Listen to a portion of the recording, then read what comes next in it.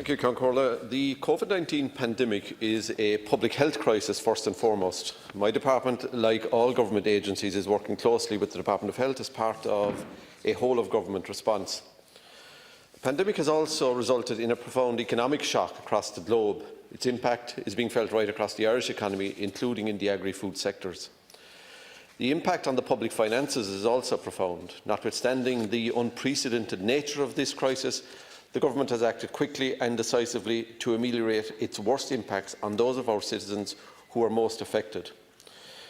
Recognising the primacy of public health concerns, but also the need to maintain critical food supply chains, I have been working to ensure that food producers and processors continue to operate effectively, so that farmers and fishers continue to have an outlet for their produce, and consumers continue to have access to safe, high-quality food products.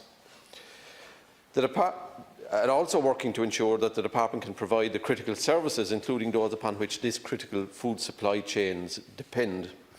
Against this background, I commend essential workers in the food industry, from farmers and fishermen to those in processing, transport and logistics, to those keeping retail outlets stocked with food throughout the COVID-19 pandemic. I would also like to thank staff in my own department for keeping services to the industry operational in this challenging period. For businesses right across the economy, the past few weeks have been extraordinarily difficult. Many food businesses have been badly affected by the loss of food service outlets, and this is having an impact right throughout the supply chain. We export 90% of what we produce, and a significant proportion of these exports are destined for the food service market. This decline in demand is having an impact on commodity prices, in particular on beef. The approach of seasonal production peaks in lamb and dairy against a background of reduced demand is also a concern. My department is closely monitoring market developments and considering how the impact of any market imbalance might be mitigated. Over the last number of weeks, I've been in regular contact with farm leaders, representatives of the processing sectors, fisheries producer organisations, representatives from the forestry sector and state agencies to assess challenges and consider the most appropriate response. A lot has already been done. Government is supporting businesses to reorientate product insofar as it is possible towards the retail market. Board B is providing additional marketing support and training to food companies to help them transition to online sales. They have also commenced an advertising campaign promoting quality assured Irish meat, fish and dairy through TV ads and recipe suggestions online. An additional €1 million has been made available from within Board B's budget to assist with marketing. The Government has also made working capital and investment supports available. The COVID-19 Working Capital Loan Scheme, which is co-funded by my department, will provide an additional €250 million in working capital loans for SMEs and mid-cap businesses. Some €100 million of this will be ring-fenced for companies in the agri-food sector. An expanded Future Growth Loan Scheme provides an additional €80 million in loan capital for investments in the agri-food sector, including for farmers and fishermen. Microfinance Ireland makes competitive working capital loans available to small businesses, and its maximum loan cap has been increased to €50,000 for those impacted by COVID-19. Farmers and fishermen can avail of this funding. I have also spoken directly with representatives of the three pillar banks who committed to showing flexibility and support for agri-food and fisheries clients. Access to liquidity and flexibility and forbearance from the banking system will be critically important for many food businesses. Many farmers and fishermen are also eligible for supports from the Department of Employment Affairs and Social Protection. At an EU level, I recently led an initiative that resulted in the submission to the European Commissioner for Agriculture by all 27 member states of a joint statement seeking a Commission response to COVID-19 impacts on farmers and the wider agri-food sector. In response to this initiative, the Commissioner announced a package of measures on the 22nd of April. This included private storage aid for the dairy and meat sectors. This support is useful. I am nonetheless continuing to mobilise support for a more comprehensive response at an EU level, but this will be difficult. This year, it will be more important than ever that farm payments are made on time. Conscious of the cash flow pressures on farms at present, I brought forward a €26 million payment in gloss by a month. A new payment run is planned for each week to pick up any outstanding payments. I have also increased funding in the calf welfare investment scheme from €1.5 million to €4 million to assist farmers with extra calves on hand. TAMS payments continue to average at €1.3 million per week to farmers.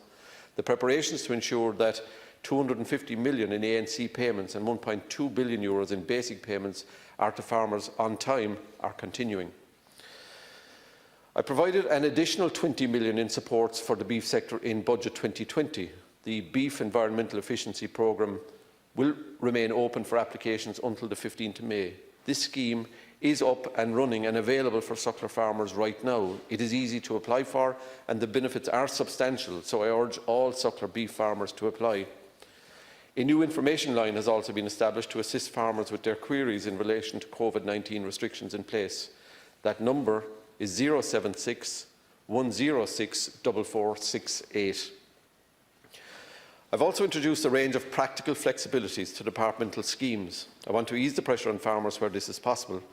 For example, I've extended the completion deadlines for TAMs by 3 months and the submission dates for nitrates records by the end of June, to the end of June.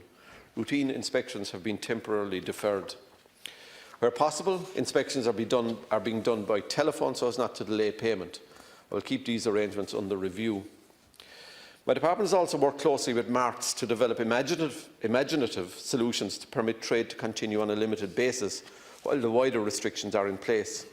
Standard operating procedures submitted by marts permit sales to proceed without compromising HSE guidelines. 78 of the 84 licensed marts have been approved to operate in this way. Any further relaxation of restrictions will be guided by public health advice. Forestry payments are averaging at €700,000 per week and licences continue to issue at an average rate of 80,000 cubic metres per week.